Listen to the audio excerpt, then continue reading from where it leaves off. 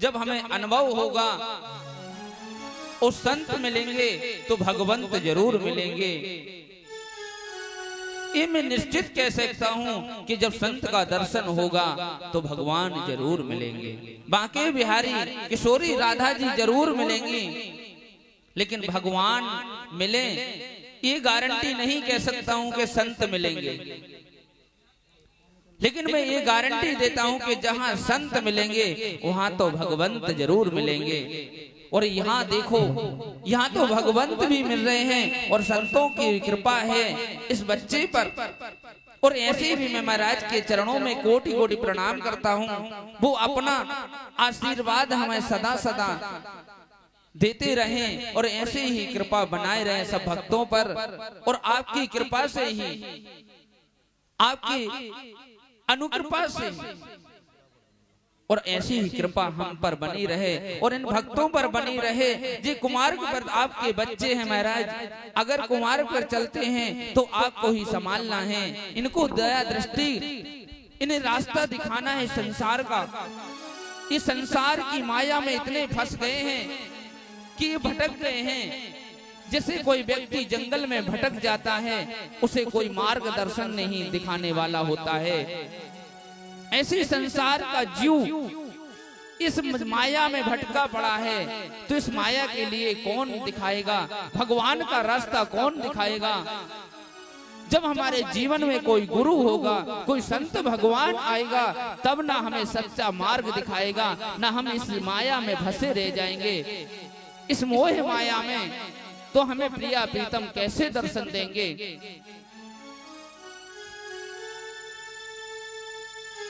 क्योंकि बड़े भाग्य मानुष तन पावा और सुर दुर्लभ सत ग्रंथन गावा।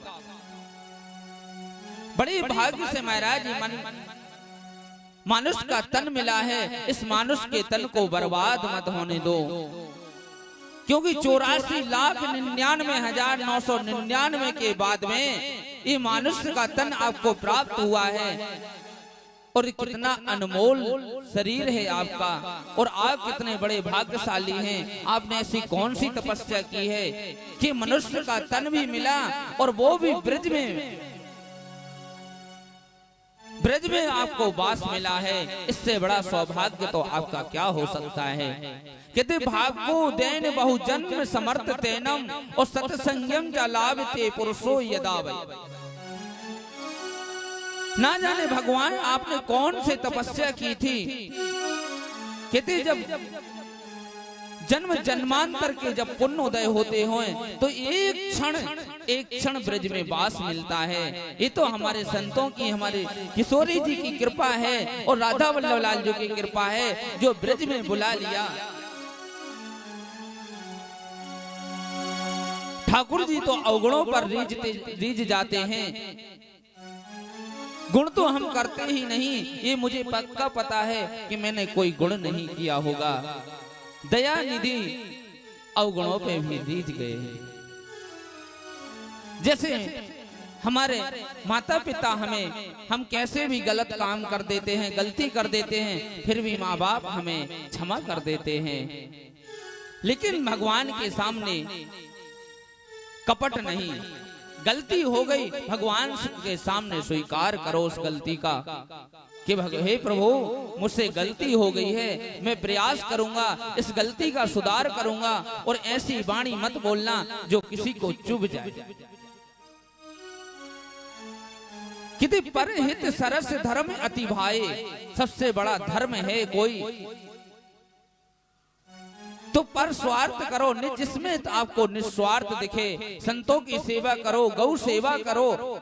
गौ में 33 कोटि देवी देवताओं का वास रहता है। भगवान की सेवा करो अथवा ना करो तो चलेगा, लेकिन भगवान ये नहीं कहते कि गौ माता की सेवा ना करो।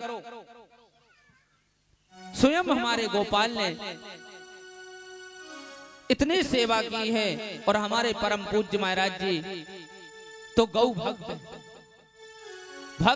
गौ भक्त शिरोमणि, जहां कहीं भी गाय से इतना दुलार करते हैं, इतना प्यार करते। हमने यशस्वी महाराज जी के साथ में छवि देखी है, गौ के साथ में गौ गोद में महाराज जी के सोती है।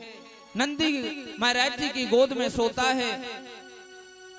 धन्य महाराज जी के चरणों में मैं कोटि कोटि प्रणाम करता हूँ। ऐसा भाव और ऐसा गौ के, क्योंकि गौ हमारी मात्र है। जो मेरी माँ ने दुग्ध पिलाया है वो गौ माता मुझे दुग्ध पिलाती। गौ की सेवा करो, सारा काम छोड़कर के गौ माता की सेवा करो, भगवान अपने आप मिल जाएंगे, कहीं भटकने की जरूरत नहीं। सिर्फ मन भगवान के चरणों में लगा दो, आपको भगवान ढूंढने की जरूरत नहीं है। भगवान स्वयं आपको ढूंढते चले आएंगे कि मेरा भक्त का घर कहाँ है। सबरी कहीं ढूंढने नहीं गई राम जी को, राम जी ही ढूंढते आए हैं सबरी को। भगवान ने किसी भक्त को प्रसिद्ध नहीं किया होगा, लेकिन भक्त ने भगवान को प्रसिद्ध कर दिया कि ये गोपेश्वर हैं, ये महादेव, ये बांके बिहारी हैं, ये राधा वल्लभ जी हैं। क्योंकि भक्तों के अधीन भगवान हैं और भगवान का भजन ही जीवन में सार्थक है।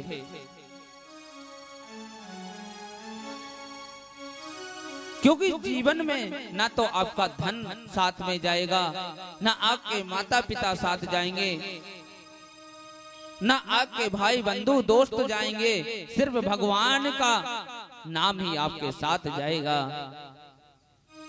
सिर्फ 7 दिन आपके लिए, मैं बार बार यही रिपीट कर रहा हूं, सिर्फ भगवान आपको 7 दिन मिले हैं, सिर्फ 7 दिन मिले हैं। और 7 दिन की कथा है, क्यों ना इस अमृतमयी गंगा में गोता लगाएं और सहयोग करें। ठाकुर जी की, बांके बिहारी की कितनी कृपा है कि सभी ग्रामवासियों के सभी सहयोग करें और इस कथा के सहयोग में सभी हाथ बटाएं। सभी की कथा है और सभी इस कथा के पारिचित हैं और सभी व्यवस्थापक हैं। एक किसी भक्त की कथा नहीं है, ये तो परम पिता की कथा है। आकर के सभी सहयोग करें, धन से, तन से, मन से। ये सौभाग्य जब आपको मिला है तो क्यों छोड़ रहे हो?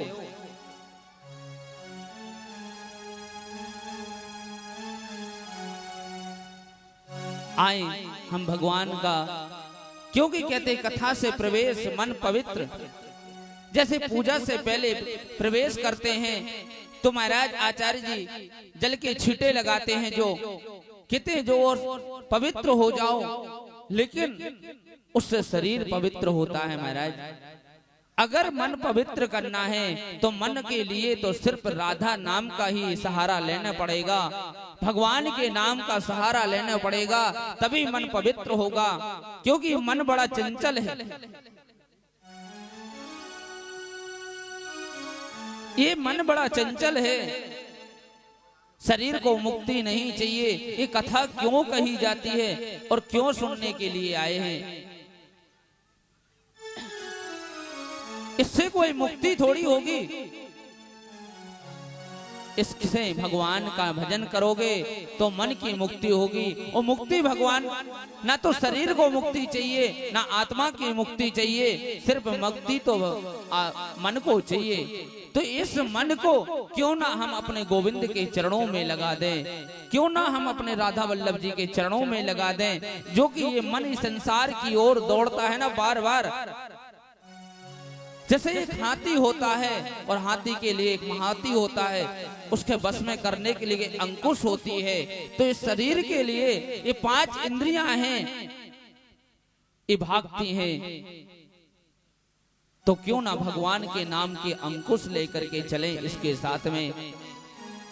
मन इधर उधर भागता है तो जैसे ही मन अगर इधर भागता है, फिर राधा जी का स्मरण कर लो, फिर राधा जी को बार बार राधा, हे राधे, हे राधे, ऐसे स्मरण करते हुए गोविंद के चरणों में प्रीत हो जाएगी। तो मन इधर उधर नहीं भटकेगा। भगवान का 2 मिनट संकीर्तन भागवत से प्रवेश करने से पहले भगवान का स्मरण करते हुए आत्मा से, मन से, क्योंकि मन का किया हुआ ठाकुर जी को लगा दो मन में। और आए हम सब मिलकर के 2 मिनट संकीर्तन करेंगे। ठाकुर हमरे रमण बिहारी, हम हे रमण बिहारी के। ठाकुर हमरे रमण बिहारी, हम हे रमण बिहारी के।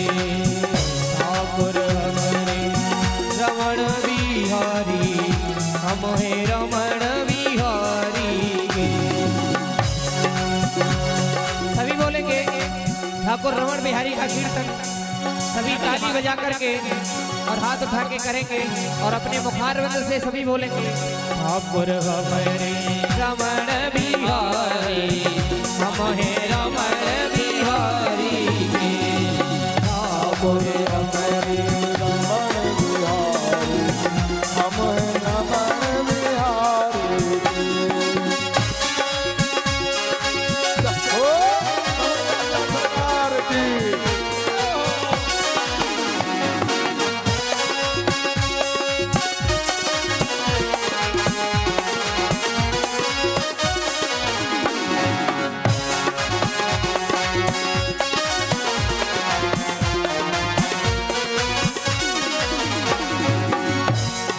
भला